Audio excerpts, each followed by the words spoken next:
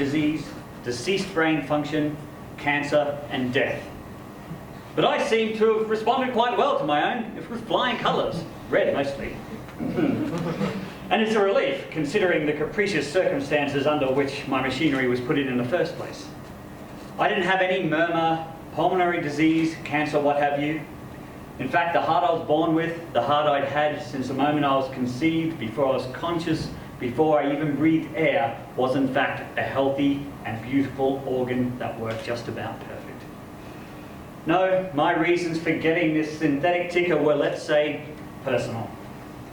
It was just last year, just before Christmas, I had this fiancée, Mary Ann, younger than I by a few.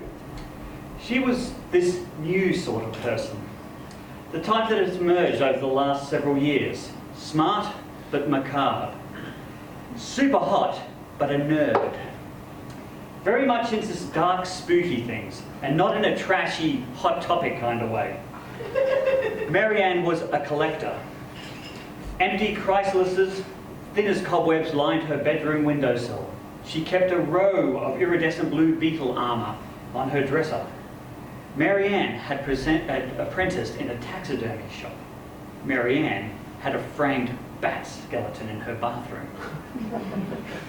She wanted to wed at the Mutter Museum, where our wedding witnesses would be skulls and scarabs.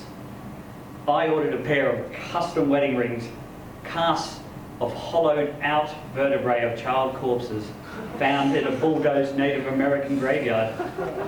She told me I knew her better than she knew herself. So you'll understand that for Christmas, I wanted to get her something really terrific. Something that would really take her breath away. The surgery wasn't cheap, but due to some smart investments I'd made, I had some disposable income. A friend of a friend was a surgeon in an uptown hospital. He hooked me up, and not just to a synthetic cardio resynchronization device. He told me, I'm going to give you that Cadillac of artificial organs. Believe it or not, I was only out for 8 hours. The recovery, though, took a couple of weeks. I told Mary Ann business would be taking me to London. I called her that night after the surgery to let her know my fictional plane had landed safely.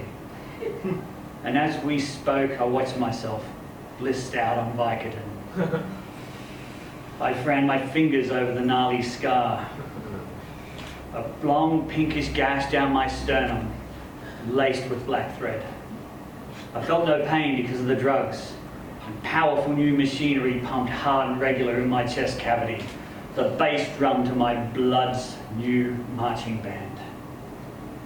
My original heart, meanwhile, was flushed with an ice-cold preservative solution and packed in a sterile, icy slush in Tupperware. I brought it home my lap on the subway so I wouldn't slosh. It was beautiful, a bruised brick red. I kept it in the freezer until Christmas. And then I transferred it into an antique silver icebox and wrapped the whole thing in velvet and lace. You've got to understand, Mary Ann was this new sort of girl. I expected she'd recognise the wild romance in my gesture.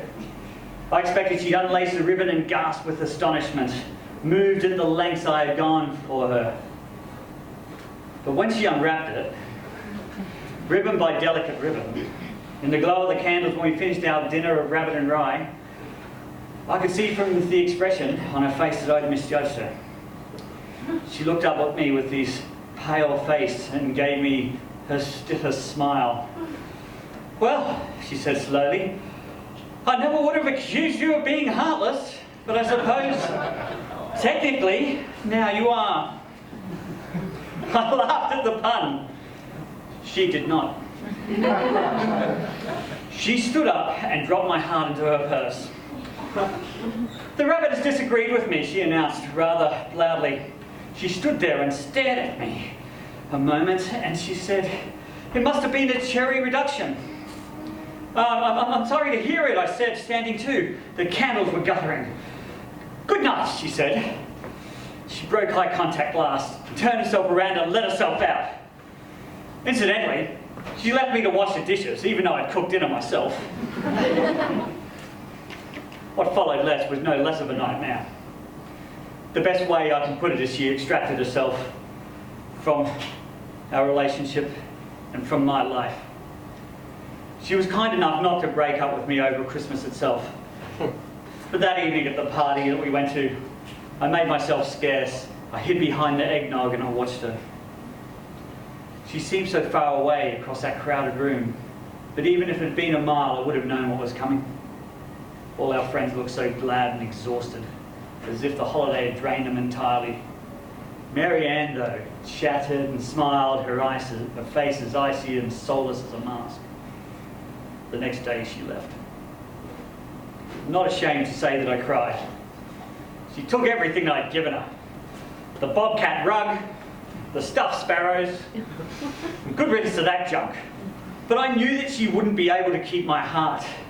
Over the weeks that followed, the fact that my heart was somewhere out there began to torture me. What would she have done with it? She couldn't have just destroyed it. Could she?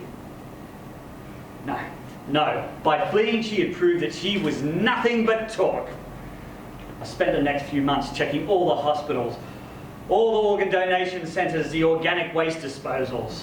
I was a man obsessed. I had to find my heart. One afternoon, I happened to be talking to it about it with a friend about it, a bartender at my local bar, when this stranger overheard and slid his bar stool over and started to tell me about Frances Kellerman. She's a 4.5-foot tall woman in Queens, he said. She runs a kind of organ pawn shop out of Long Island City, he said. Strictly word of mouth, understandably cagey. He gave me a number. The first 2 times I called, she hung up immediately. Third time was a charm, though. I managed to make an appointment on an April Sunday.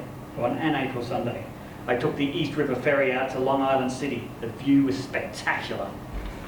Kelman runs her operation out of a basement office space in 37th Street and 37th Avenue. There's not much to look at, just a bunch of styrofoam coolers stacked floor to ceiling and labelled in Sharpie. She didn't recall Mary Ann, but when I described my heart, she pushed up her thick glasses, consulted her notes. She keeps detailed records of every organ she acquires. Mine was human heart, December 26, cooler number 77. Getting it back cost me an arm and a leg. Oh, but it was worth it.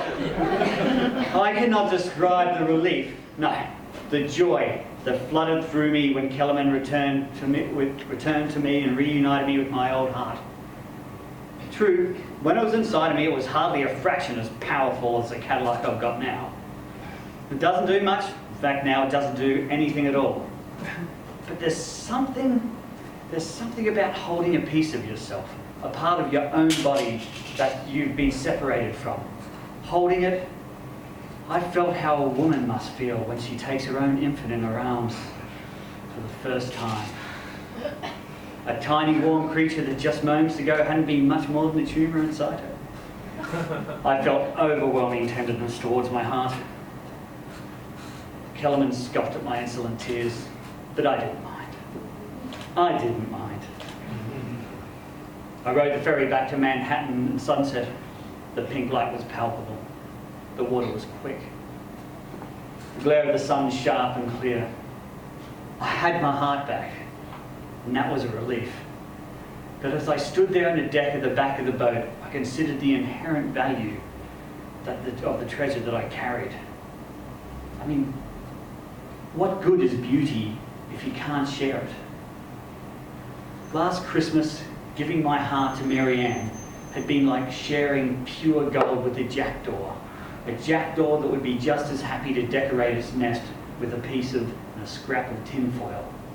This year, now that I have her back, I'll give it to someone special.